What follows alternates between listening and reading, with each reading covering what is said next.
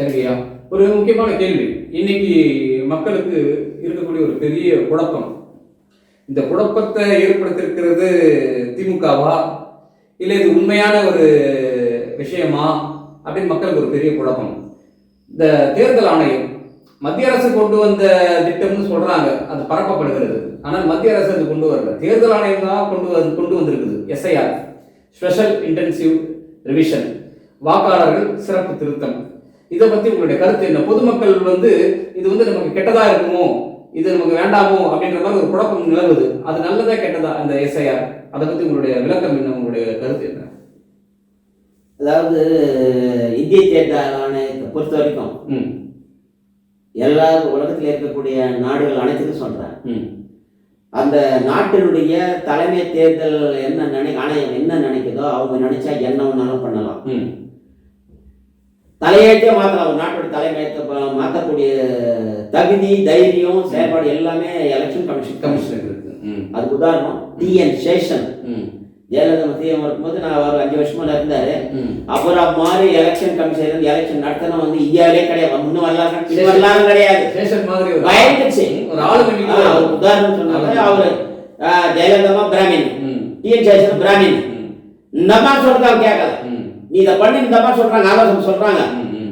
ஒரே வார்த்தை டிஎன் சேஷன் என்ன சொன்னா, மைண்ட் யுவர் பிசினஸ் சொல்லிட்டாரு.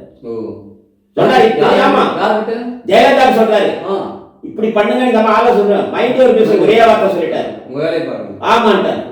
ஐஏஎஸ் ஆபீசர் யாரும் ரிட்டர்னிங் ஆபீசர் ஐஏஎஸ் ஆபீசர் எல்லாம் கலெக்டர் அசந்து போயிட்டான். சரி, இந்தியா ஃபுல்லாவே ஆடி போயிட்டான். டிஎன் சேஷன் கிட்ட மண்டிட்டாங்க, என்னடா பண்ண முடியல.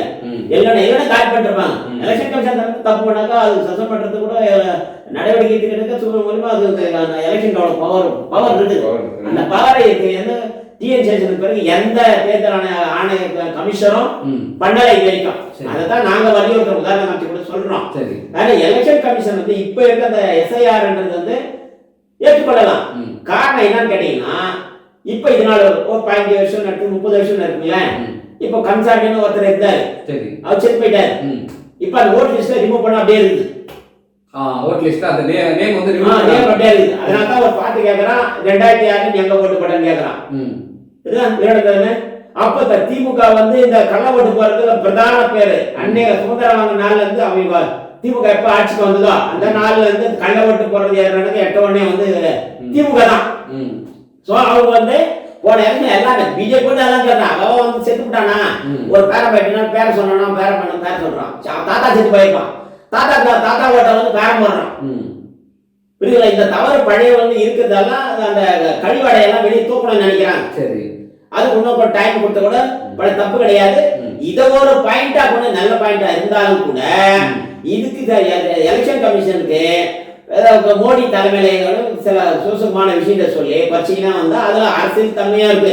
ஒன்னல பீகார்ல ரிசல்ட் சட்டை வந்து இல்லையா, அதுல என்னாச்சு, கட்சியில ஓட்டு போலிங் ஆனதுக்கும் எலெக்ஷன் ஓட்டு பதிவானதுக்கு நிறைய வித்தியாசம் இருக்குது. அத பிஜேபி கவர்மெண்ட் ஆளுங்கட்சியா இருக்கிறதுனால அதை கண்டுக்காம விட்டாங்க. அதை அங்கே தவறு நாட்டு பிளாக் பண்ண அதாவது தப்பு பண்ணிதான், ஊழல் பண்ணிதான் பீகார் அந்த ஒரிசாவும் பிடிச்சது. உண்மையாலதான் பவர் அவங்க கிட்ட ஒண்ணும் பண்ண முடியல, அதனால கவனிக்கிறாங்க. அதனால தன்னிச்சையா எடுங்கன்னு தான் நாங்கள் எலெக்ஷன் கமிஷனுக்கு எப்பவும் தொடர்ந்து இந்தியாவில் இருக்கக்கூடிய கட்சி இல்லாம நாங்க தான் முதல்ல சொல்லி இன்னி வரைக்கும் 3 வருஷம் 2020 சொல்லிக்கிட்டே வந்துட்டு இருக்கிறோம். அது ரெண்டாவது ஓட்டிங் மிஷின் இருக்கு இல்லையா, அதை தூக்கி போட்டு பைலட் பேப்பர் வெய்யணும்னு நான் சொல்றேன். திருப்பி ரீகார்டிங் பண்ண அதை கண்டுபிடிக்க முடியாது. ஸோ அந்த ஓட்டிங் மிஷின்ல தவறுகள் நடக்குது, பிஜேபி கவர்மெண்ட் அதை பயன்படுத்துறது பண்றாங்க. அதுக்கு எலெக்ஷன் கமிஷன், அதுக்குதான் ஜானேஷ்குமார் எலெக்ஷன் கமிஷன் இருக்கல, அவரு மறு உருவம் பிஜேபி டெஃபரண்டா கட்டுறேன். அதுல ஒன்றும் மாற்று கருத்தே கிடையாது. மாற்று கேட்கறது கிடையாது, மாற்று கருத்தே கிடையாது.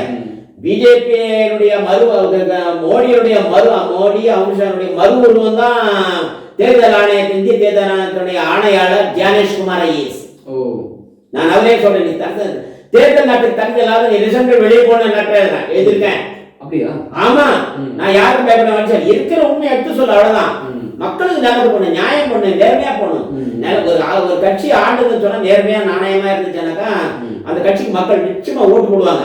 ஸோ அந்த கள்ள ஓட்டு இந்த பசங்க இறந்துட்டவங்களை எல்லாம் மாற்றத்துக்கு தான் அந்த எஸ்ஐஆர் கொண்டு வந்தது. அது வந்து வரவேற்கிற இல்லைன்னு சொல்ல முடியாது.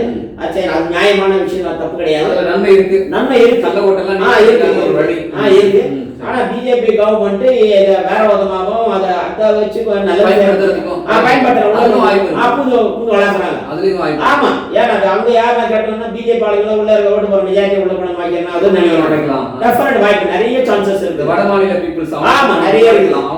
முன்னோட்டம் தான் இங்க தமிழ்நாட்டுல 60% இருக்கிறாங்க. இன்னைக்கு 40% குறைஞ்சபட்சம் 40% தமிழ்நாட்டுல வடநாட்டுல இருக்காங்க.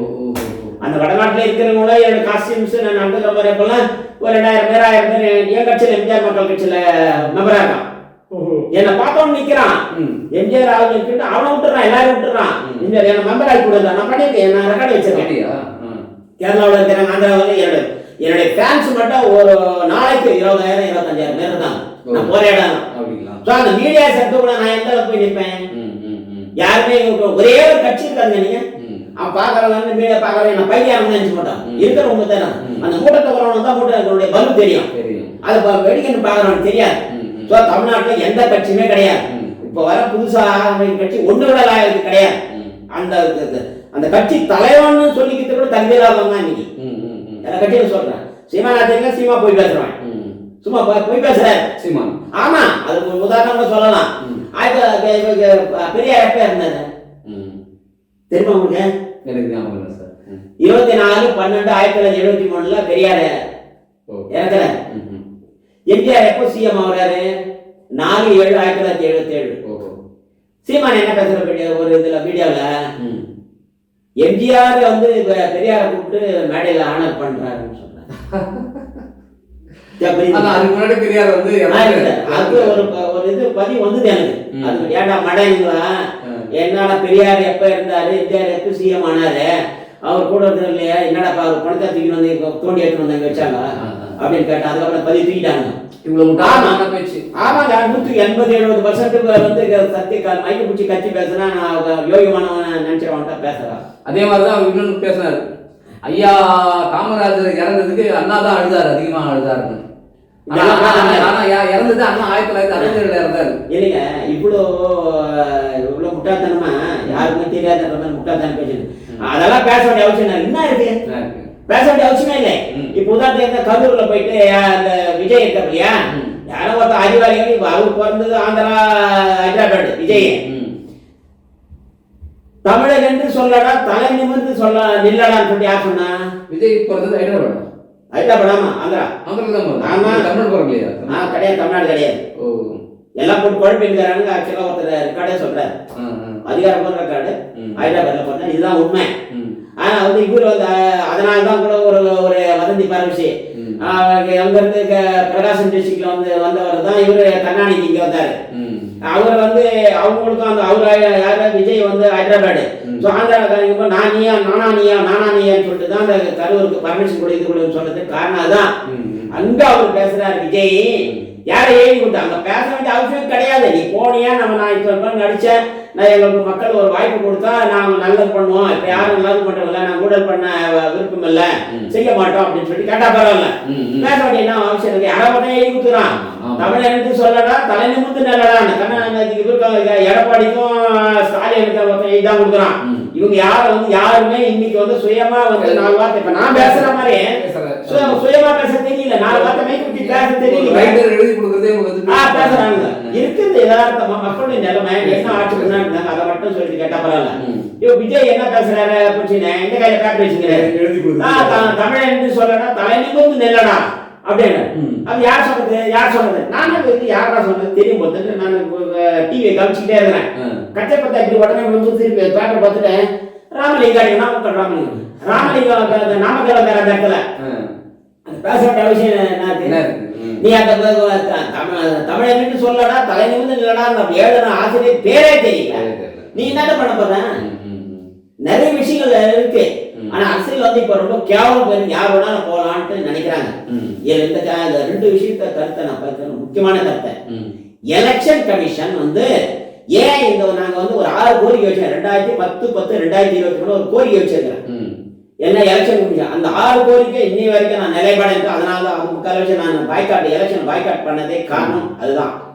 அதுல வந்து யாரும் வந்து கூட்டணி நிக்க கூடாதுன்னு நான் சொல்றேன். தனித்தனியா இல்லை, நீ ஜெயிச்சு வந்தது எவ்வளவு நீ மெஜாரிட்டி பண்ணிக்கோ, அப்படி இல்லையா உனக்கு கூட்டம் 10 பேர் கூட்டு அது பண்ணிக்கோ. ஆனா வந்து எவ்வளவு கூட்டணி நிக்காத மக்களை நம்பி தானே கட்சி ஆரம்பிச்சேன். எனக்கு வந்து தனியா நின்று போறதுக்கு என்ன இருக்குது, யாராலையும் முடியாது. இப்ப நீங்க விடுதலை சிறுத்தை கட்சி இருக்குது, யார் தலைமையில? திருமாவளவன் தலைமையில. நான் சேலஞ்ச் பண்றேன், திருமாவளவன் சேலஞ்ச் எல்லா கட்சியும் சொல்றேன், காங்கிரஸ் கூட சொல்றேன், பிஜேபிக்கு சொல்றேன், தனியா நின்று மெஜாரிட்டி பிடிச்சிடும் காட்டுங்க, முடியவே முடியாது. அதே மாதிரி தான் சொல்றேன், நீ வந்து தனியா நிலை நான் சொல்றேன், தனியா நிற்க முடியாது சொன்னேன். அப்போ உங்களுடைய வடவளம் தெரிஞ்சது இல்லையா? இப்ப விடுதலை சிறுத்தை கட்சி வந்து தனியா நின்னா மிஞ்சி போனா ஒரு 1000 ஓட்டு வாங்குவாங்க. ஆனா 2000 ஓட்டு வைங்களேன், ஆனா 5000 ஓட்டு வைங்க, ஆனா 10000 ஓட்டு வைங்க. சொல்றேன், சும்மா சொல்றேன், உன்னால வர முடியுமா? இப்ப தேர்தல் ஆணையம் எப்படி அவங்களுக்கு அங்கீகாரம் கொடுத்துருக்கு நான் கேட்கிறேன். அப்போ தனியா நிக்கலாம், அந்த விடுதலை சிறுத்தை தனியா நிக்கல. அப்ப தனியா நிக்காத போது எப்படி அங்கீகாரம் கொடுத்த? திமுக கூட்டணி தான், திமுக ஓட்டு தானே திருமாவளவன் அப்ப உங்க அங்கீகாரம் இல்லையா? நீ தனியா கட்சி தனியா நிக்க வையே, அதான் நீ வந்து ஜெயிச்சானாக்கா நான் அங்கீகாரம் கொடுக்க மகாமக பார்த்து நான் வந்த உடனே அனௌன்ஸ் பண்ணுவேன், எதிர்ப்பு தெரிவிச்சேன் நான் election commission. So election commission போற போக்கு வந்து சரியே கிடையாது. அதனால வந்து நிச்சயமா வந்து 2026 பெரிய பிரச்சனைகள் தான் நிற்கும். இதுல வெட்டு குத்தி நடக்கும்னு சொல்ல முடியாது. யாருக்கும் மெஜாரிட்டி கிடைக்காது. மெஜாரிட்டி டெஃபரண்டா கிடைக்கும். எழுதி யாரையாவது சும்மா மேடையில் ஏறி சாலி வந்து நான் மெஜாரிட்டி வந்துடும், நாங்கள் ஆட்சி பிடிச்சிருவோம், 200 பிளேட் பிடிச்சிருவோம், 200 சீட்டை பிடிக்கிட்டு லூஸ் மாதிரி வளர்கிறாரு யாரு? முக ஸ்டாலின். 234 தொகுதி அப்புறம் அதிமுக ரீச் ஆகிடுச்சா? அது ஆலமர மாதிரி அசை எடப்பாடி கிட்ட மாட்டி மூசிட்டு இருக்குது, எல்லாராலும் பற்றி வந்தாலும் இருக்குது. அதிமுக கட்சியை இன்னி வரைக்கும் அசக்க யாராலையும் முடியாது, நான் கேரண்டியா சொல்றேன், எனக்கு அதனால நம்பிக்கை இருக்கு. திமுக வந்து நான் 230 தொகுதியும் சொல்றாரு, இவர் என்ன பண்றாரு? நான் 200 எடப்பாடி சொல்லிட்டு போயிடுறாரு. இருக்கிற நிலைமை என்ன? இருக்க நிலைமை மக்கள் மத்தியில பேசினாதான் வந்து என்ன அரசியல் பத்தி தெரியும். படிச்சுட்டோம்னா அன்னைக்கு போனமா ரைட் ஒரு 200 ரூபாய் 300 ரூபாய் வாங்கணுமா, போய் ஓட்டு போட்டோம் பாருங்க. ஒவ்வொரு தமிழ்நாட்டில் இருக்கக்கூடிய இந்தியாவில் இருக்கக்கூடிய ஒவ்வொரு சாதாரண பாட்டாளி உழைப்பாளிகளும் அந்த ஓட்டு நல்லா சிந்திச்சு போட்டான்னு ₹1 ஆட்சி வர முடியாது. அவங்க ஏதோ வந்தாலும் ரைட் ஓட்டு போட்டு போயிட்டாருறான் அப்படின்ற மாதிரி தான் இருக்காங்க. அந்த ஓட்டுடைய எவ்வளவு மகிமை இருக்கு, எவ்வளவு பவர் இருக்குது, அதை கொடுத்தா இவன் என்ன பண்றான் அவன் என்ன பண்றான்னு இதுக்கு நிலைமையில இருக்கிறதுனால தான் போயிட்டு இருக்குது. ஆனா அந்த 2020 கண்டிப்பா வந்து மெஜாரிட்டி வருது ரொம்ப ரொம்ப கஷ்டம். இன்னொரு முக்கியமான விஷயத்த நான் குறிப்பிட, இப்ப நான் பேசுறது முக்கியம் இல்லை, இப்ப சொல்றது தான் ரொம்ப ரொம்ப முக்கியம். இன்னைக்கு தமிழ்நாடு இலவசம் கொடுத்து இன்னைக்கு வந்து 11 லட்சம் கோடி கடன். இன்னைக்கு ஒத்த ஓட்டு போடுறவன் ஐயா 11 லட்சம் கோடி இன்னைக்கு கடன் இருக்கு. இந்த கடன் வந்து யார் தலைமையில வெடிஞ்சிருக்கு? இந்த இலவசங்களுக்கு யாருக்காக இவங்க வாங்கியிருக்காங்க?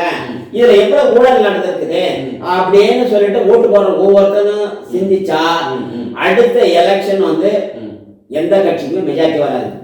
11 லட்சம் கோடி கடன்னா அடுத்தது இந்த கடன் நான் பேசும்போது நான் சொல்றேன், நீ வந்து இந்த 11 லட்சம் கவர்மெண்ட் இப்ப பிரசன்ட் கடன் இருக்கு இல்லையா, அந்த பிரசன்ட் கடையில ஒருத்தா கூட கருணாநிதி ஆண்டாரு, ஜெயலலிதா ஆண்டாரு, ஓபிஎஸ் ஆண்டாரு, இபிஎஸ் ஆண்டாரு, அப்புறம் ஸ்டாலின் பாடுங்கிறாரு, அடுத்து யாராவது இருப்பாங்க.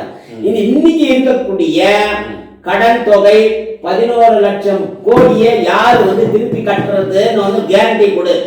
நீ பத்திரத்துல எழுதி நீ வந்து மக்கள் கிட்ட கொடு, நான் வந்து அந்த 11 லட்சம் கோடி கடன் நீக்கிறாங்க அவனுக்கு ஓட்டு போடுன்னு நான் சொல்றேன். என் கட்சி நீ அடுத்து வந்து 11 லட்சம் கடன்ல இன்னைக்கு இப்ப ஆண்ட இவங்க கருணாநிதி ஆண்டாரு, ஜெயலலிதா ஆண்டாரு, ஓபிஎஸ் ஆண்டாரு, இபிஎஸ் ஆண்டாரு, அப்புறம் இப்ப ஸ்டாலின் ஆடுங்கிறாரு. இங்க படிப்படியான கடன் ஏறிங்க வந்திருக்கு. ஏன் வாங்கின கடன்ல நான் ஒரு 5 லட்சம் திருப்பி கட்டி இருக்கிறேன், வாங்கின கடன் வாங்கின கட்டி எவ்வளவு சொல்லுங்க இந்த கட்சி ஆடு யாரா சொல்ல முடியாது. அப்ப நீங்க வாங்கின கடன் திருப்பி வந்து நீ அடுத்த ஆட்சி வர 50 லட்சம் போனா அப்புறம் என்னது எது இலவசம் சொல்லுங்க? மக்கள் செய்யற துரோகம் தானே. இவ்வளவு கடன்களை நீங்க வந்து கஜானா காலி பண்ணி கடன்ல வச்சுட்டு போகும்போது அடுத்த வர அரசாங்கம் என்ன பண்ணும்? மக்கள் மேல வரியை தான் திணிக்கும். அந்த வரியை சுமக்க போறது ஏழை மக்கள். வரிக்கு திணிக்கிறது மட்டும் இல்ல, ஊழல் மேற்கொண்டு இலவசம் எல்லாம் இவன் தூக்கிறான். ஊழல் பண்ணி அந்த வரியை சுமக்க போவதும் அந்த வரியை கட்ட போவதும் ஏழை, பாழா போன ஏழை மக்கள் தான். அதனால நான் சொல்றேன், சிந்திச்சு இன்னைக்கு வர ஓட்டு போடுறவன் அதற்கு மீடியாக்கெல்லாம் இதை நான் பேசினாலும் சரி யாருக்கும் சரி இந்த ஓட்டு விஷயத்தை பண்றேன். யாரு இந்த வாங்கிய கடனை வந்து திருப்பி செலுத்துறேன்னு உங்களுக்கு உறுதி கொடுத்தாங்கன்னா எழுத்துப்பூர்வமா தான் நான் கூட சொன்னேன். எழுத்துப்பூர்வமா கூட அது திமுக இருந்தாலும் அதிமுக இருந்தாலும் சரி எவன் இருந்தாலும் யார் வரணும் ஆட்சி வரணும். நான் வந்து அந்த 14 லட்சம் பாட்டாளி மக்கள் கட்சி அந்த இதுக்கு விஜயகாந்த் எல்லா கட்சியும் இருக்கேன் டோட்டலாக. இந்த கட்சி கூட்டணி பாருங்க, நான் வந்தா ஆட்சிக்கு வந்தேனாக்கா இந்த கடன் இவ்வளவு கடன் இருக்கு அப்படி கேட்டு இந்த கடனை வந்து நான் தீக்கிறேன். அதே வாக்குறுதியா கொடுக்கணும். வாக்குறுதி எழுதி கொடு, தேர்தல் வாக்குறுதி இதை முதல் ஓட்டு பேப்பர்ல எழுதி கொடு, தேர்தல் வாக்குறுதி ஓட்டு கொடு மாட்டுவாங்கல்ல. அடுத்து ஒன்றும் சொல்றது எலெக்ஷன் கமிஷனுக்கு எவன் வந்து ஊழல் பண்ண இல்ல அவன் பக்காவா ஆடிட்டு பார்த்துட்டு ஆடிட்லாம் கரெக்டா இருக்குதுன்னு சொன்னாக்கா அப்புறம் அவனுக்கு அது எலெக்ஷனுக்கு அனுமதின்னு சொல்லிட்டு 6 பாயிண்ட் அது ஒன்று சொல்லியிருக்கேன். நிறைய சொல்லியிருக்கேன் 6 பாயிண்ட். இதை பண்ணா வந்து அதுதான் நான் முன்னோக்கி சுப்ரீம் கோர்ட்ல அடுத்த வாரம் கேஸ் ஃபைல் பண்றதுக்கு காரணம். எல்லா கட்சியும் இருக்கும், ஒருத்தவங்களோட ஏழை கடை எல்லாம் வந்து ஊழல் ஊழல் ஊழல் ஊழல். இன்னைக்கு ஒரு இந்தியான ஒரு விஷயத்தை நீ மேற்கொண்டு கேட்க தானே கேளுங்க.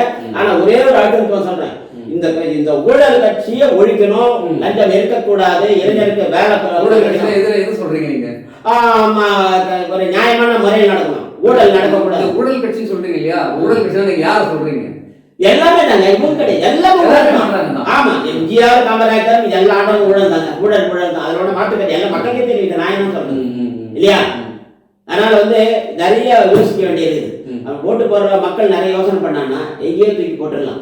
அதனால வந்து இந்த நேரத்தில் நான் என்ன சொல்லிக்கிறேன்னு சொன்னா, மக்கள் சிந்திச்சு ஓட்டு போடுங்க அப்படின்னு தான் நான் சொல்றேன். நீங்க வந்து உங்களுடைய ஓட்டை வந்து மரியாதை உங்களுக்கு தெரியல, அந்த ஓட்டை சிந்திச்சு இதே ஒரே விஷயங்க, ஒரே விஷயம் தான் எல்லா அரசியல் கட்சி தலைவன் வந்துடுவான். ஸ்டாலின் எனக்கு வந்துடுவான், எடப்பாடிங்க வந்துடும், இந்த விஜய் வந்துடுறான், அவங்க வந்துடுவான், பிஜேபி வந்து எல்லாமே வந்துடுவான். எதை சொல்றேன்னு சொன்னா, இப்ப இருக்கக்கூடிய தமிழக அரசனுடைய கடன் வந்து ஒட்டுமொத்த கடன் உங்களுக்கு இலவசம் சொல்லிட்டு மக்களுக்கு வாங்கி கொடுத்தாலும் மக்களுக்கு ₹1 கொடுத்துருப்பான், ₹99 எங்க கட்டு போயிட்டுக்கிறான். அதனால வந்து இன்னைக்கு இருக்கக்கூடிய தமிழக அரசின் கடன் வந்து 11 லட்சம் கோடி. இந்த கடனை கட்டுறாட்டு யாருங்களுக்கு ஒரு சுப்ரீம் கோர்ட்டோ இல்ல ஹைகோர்ட் மூலியமாவோ ஒரு நீதிமன்றத்தினுடைய ஆலோசனை பெற்று அங்க வந்து நான் இந்த 14 லட்சம் கோடியை நான் வந்து ஆட்சிக்கு வந்தோன்னு கட்டுறேன், திருப்பி செலுத்துறேன் அப்படின்னு சொல்லிட்டு எந்த கட்சி தலைவர் ஏற்றி கூட அவனுக்கு ஓட்டு போடுன்னு தான் நான் இந்த நேரத்தில் வந்து தமிழக ஓட்டு 2026 ஓட்டு போட உள்ள தமிழக மக்களை நான் கேட்டுக்கிறேன். இது நீங்க வந்து கடைசி வரைக்கும் இந்த விஷயத்த நான் ஒரு ஸ்கூல் ஹெட்மாஸ்டர், எனக்கு பொருளாதாரம் என்ன ஒரு பள்ளிக்கூடம் நடத்தி எப்படி போடலாம் எனக்கு தெரியும். அந்த ஒரு பாலை நான் சொல்றேன், இந்த கடனை வந்து கொடுக்கணும் இல்லையா, ஒரு இடத்துல கடை சும்மா விட்டுருவானா? இதே வந்து ஒரு கந்தோட்டிக்காரன் வட்டி கொடுக்கறவன் விட்டுருவானா, கூட நான் வந்து நிப்பான் இல்லைன்னா வந்து கூட்டிட்டு போவான். அப்ப அந்த 14 லட்சம் கோடி வந்து எவனை கேட்க மாட்டான், விட்டு போயிட்டே இருக்க வேண்டியதான். வர வந்து அதே மாதிரி வாங்கிட்டு அவர் பாட்டு சம்பாதிக்க போயிடும். ஆனா தமிழக மக்கள் இந்த நேரத்தில் இந்த மீடியா வழியா சொல்லிக்கிறேன், நீங்க தயவு செய்து ஓட்டு போடுறது யாராக இன்னைக்கு தமிழ்நாட்டு கடன் வந்து 14 லட்சம், அந்த கடன் எப்படி தீர்ப்ப? நீ எனக்கு எழுதி கொடு, நீ எழுதி விட்டா நான் உங்களுக்கு ஓட்டு வரேன் கேள். அப்பதான் நீ இந்த நாட்டினுடைய குடிமகன், அப்பதான் நீ ஓட்டு போறதுக்கு ஒரு மரியாதை இருக்கும், அப்பதான் அரசியல் கட்சி எவ்வளவு இருந்தாலும் பயப்படுவான். இப்ப நான் வந்து நான் சொல்றேன், இப்ப இந்த மீடியா மேல சொல்றேன், 11 லட்சம் கோடி கடனை எம்ஜிஆர் மக்கள் கட்சி ஆட்சிக்கு வந்தா கொடுக்கும். அதுதான் வந்து எல்லாரும் சொல்றேன். எங்க எனக்கு தெரிஞ்சவங்க எல்லா வேட்பாளர் 230 தொகுதி வேட்பாளர் நெல்லிருந்து நான் பிரச்சாரம் பண்ணிட்டு வந்துட்டு இருக்கிறேன். அதனால இதை நீ கேளுங்க, நாங்க வந்தா அட்லீஸ்ட் ஒரே சமயத்தில் வந்து 14 லட்சம் கோடி தீர்க்க முடியாது. அதுல எவ்வளவு இது வரைக்கும் வாங்கினவங்க யாராவது ஆண்டாலும் கருணாநிதி தான், ஜெயலலிதா இருந்தாரு, ஓபிஎஸ் வந்து இபிஎஸ் இருந்தாரு, இப்ப ஸ்டாலின் நாட்டுகிறாரு. இது வரைக்கும் வந்து இந்த வாங்கின இன்னைக்கு நிலுவை கடன் 10 ரூபாய் திருப்பி கட்டணும் இருக்காங்க சொல்லுங்க. ஏன் மக்களுக்கு தெரியாத? இவன் ஜெயலலிதா கண்ட மீடியா பேட்டி கொடுக்குறீங்க தெரியாத? ஐயா இன்னைக்கு 14 லட்சம் கோடி கடனைய தமிழ்நாடு, இது கட்ட சொல்லியா? இது யாரு கட்டணும் ஓட்டு பாருங்க, எனக்கு எழுதி கொடு, எனக்கு ஆதாரம் எழுதி கொடு, கவர்மெண்ட்டுக்கு எழுதி கொடு, எல்லாம் நீதிமன்றத்தில் அப்ரூவல் வாங்க, நோட்டரி கிட்ட வாங்க, வாங்கி எனக்கு போடுறா அப்படின்னு சொல்லி அடுத்த கால் பண்ணிடலாம். ஒருத்தர் நிற்க மாட்டான், ஸ்டாலின் நிற்க மாட்டாரு, எடப்பாடி நிற்க மாட்டாரு, இந்த விஜயன் நிற்க மாட்டாரு, திருமாவளவன் நிற்க மாட்டாரு, யார் கூட்டணி போற பிஜேபி யாருமே நிற்க மாட்டாங்க. புரியுதுங்களா? இதுதான் நாங்க அடுத்தது, நாங்க வரமா வரலையா நம்ம வச்சு பண்ணிட்டே இருப்பேன். இப்ப நாங்க கட்சியா இருப்பேன், நான் முதலமைச்சராக ஆகணும் தான் ஆசைப்படுவேன். எதுக்கு நீ அடுத்த கட்சி வந்து வரணும் நான் தான் சொல்லுவேன். எம்ஜிஆர் மக்கள் கட்சி ஆட்சிக்கு வந்தா நிச்சயமா அதிமுக சார்பில் கூட வரலாம். ஏன்னா அது நான் தோழமை கட்சி, அது வளர்ந்த கட்சி. வந்தாலும் முதல்ல வந்து அந்த கடனை தீர்க்கத்து என்ன வழிட்டு இருந்தா அந்த வழி தேடுவேன். நான் ஒழுக்கமுள்ள ஆட்சி நடத்தணும், நேர்மையான சத்தியம் உண்மை எம்ஜிஆர் காமராஜ் வழி ஆட்சி போறதா அது நல்லது. அதுதான் நாங்க வந்து எம்ஜிஆர் மக்களுக்கு நிலைப்பாடா நிற்கிறோம் என்றதை வந்து தமிழக மக்களுக்கு அழுத்தம் திருத்தமாக சொல்லிக் கொள்ள விரும்புகின்றேன். சார், இன்னைக்கு இந்த சிறப்பான ஒரு நேர்காணல்ல நம்முடைய நேயர்களுக்காகவும் ஒட்டுமொத்த நம்முடைய தமிழ்நாட்டு மக்களுக்காகவும் ஒரு விரிவான விளக்கங்களை நீங்கள் கொடுத்துருக்கிறீங்க. அதாவது தமிழக அரசியல் வரலாறுலேயே இதுவரைக்கும் இல்லாத அளவுக்கு இந்த 2026ஆம் ஆண்டு தேர்தல் வந்து ஏன் இவ்வளோ கடினமான சூழ்நிலையை அமைந்திருக்கின்றது, ஏன் இவ்வளோ டஃப்பாக இருக்குது, இந்த தேர்தல் ஏன் இவ்வளோ கஷ்டமாக இருக்குது, இவ்வளோ டஃப்பாக இருக்குது, யார் முதலமைச்சர் ஆவாங்க அப்படின்னு கேட்ட கேள்விக்கு யாருக்கும் பெரும்பான்மை கிடைக்காது, யாருக்கும் மெஜாரிட்டி கிடைக்காது அப்படின்ற ஒரு பதிலை மக்களுக்கு கொடுத்துருக்குறீங்க. அதே மாதிரி இந்த ஸ்பெஷல் இன்டென்சிவ் ரிவிஷன், வாக்காளர்கள் சிறப்பு திருத்தம், இதை பற்றியும் மக்களுக்கு இருக்கக்கூடிய ஒரு பயம், அதுக்கும் ஒரு தெளிவை கொடுத்துருக்குறீங்க. இதில் நன்மையும் இருக்குது தீமையும் இருக்குது அப்படின்ற ஒரு தெளிவையும் கொடுத்துருக்குறீங்க. விஜய் அவர்களை பற்றி புதுசாக வந்திருக்கக்கூடிய விஜய் அவருக்கு வாய்ப்பு கொடுக்கலாம். ஆனால் விஜய்க்கு போதுமான அளவுக்கு பேச்சு திறமை இல்லை, அரசியல் அனுபவம் இல்லை, முக்கியமாக அரசியல் நாகரிகம் தெரியல, ஒழுக்கம் இல்லை, இதெல்லாம் சொல்லியிருக்கிறீங்க. இதை பற்றி நீங்கள் சொல்லியிருக்கிறீங்க. அதே மாதிரி இன்னைக்கு இந்த 2026ல் வாக்களிக்கக்கூடிய இளைஞர்களுக்கும் மக்களுக்கும் நீங்கள் வந்து ஒரு ஸ்பெஷல் அட்வைஸ், முதல் அட்வைஸ், ஒரு அறிவுரை, பெரிய அறிவுரையை சொல்லியிருக்கிறீங்க. யார் என்ன தேர்தல் வாக்குறுதி கொடுத்தாலும் எல்லா தேர்தல் வாக்குறுதிகளும் இருக்கட்டும், ஆனால் அதுக்கு முன்னாடி யார் உங்ககிட்ட வந்து தமிழக மக்கள் மேலே சுமத்தப்பட்டிருக்கக்கூடிய இந்த 11 லட்சம் கோடி கடனை வந்து 11 லட்சம் கோடி கடனை நான் அடைப்பேன்னு யார் எவன் வந்து துணிஞ்சு தைரியமா சொல்றானோ, தேர்தல் வாக்குறுதியா கொடுக்குறானோ அவனுக்கு ஓட்டு போடுங்க அப்படின்ற ஒரு அறிவுரையை வந்து இதுவரைக்கும் யாருமே சொன்னதே கிடையாது. அரசியல் வரலாறுல இந்த தேர்தல் வாக்குறுதியா இதையே கொடுக்கணும்னு சொல்லி எந்த அரசியல் கட்சி தலைவரும் யாருமே சொன்னதே கிடையாது. அதை முதல் முறையா நீங்க சொல்லியிருக்கிறீங்க. இவ்வளவு பெரிய அறிவுரைகள் சொல்லியிருக்கிறீங்க. இன்னைக்கு இருக்கக்கூடிய அரசியல் நிலவரங்களை பத்தி மக்களுக்கு ஒரு தெளிவு கொடுத்துருக்கிறீங்க. உங்களை சந்திச்சது ரொம்ப சந்தோஷம், மகிழ்ச்சி. நன்றி சார். வணக்கம். நேயர்களுக்கு நன்றி சொல்லிடுங்க. நன்றி. தமிழக மக்கள் அனைவருக்கும் நன்றி. நான் சொல்லிய கருத்துக்களை பரிசீலனை செய்து நல்ல முடிவெடுக்கிறது எனக்கு மட்டுமல்ல, தமிழக மக்கள் எல்லாரும் கட்டப்பட போறீங்க. யாருமே அந்த குடும்பத்தில் படித்த இளைஞர்கள் எல்லாம் யாருமே கட்டப்படாத அந்த அறிவுரை சொல்லியிருக்கிறேன். இது பணிவாக என்னுடைய வேண்டுகோளை ஏற்று சிந்திச்சு 2026 ஓட்டு போட சிந்திப்பீர்கள் என்று நம்புகின்றேன். நன்றி. நன்றி.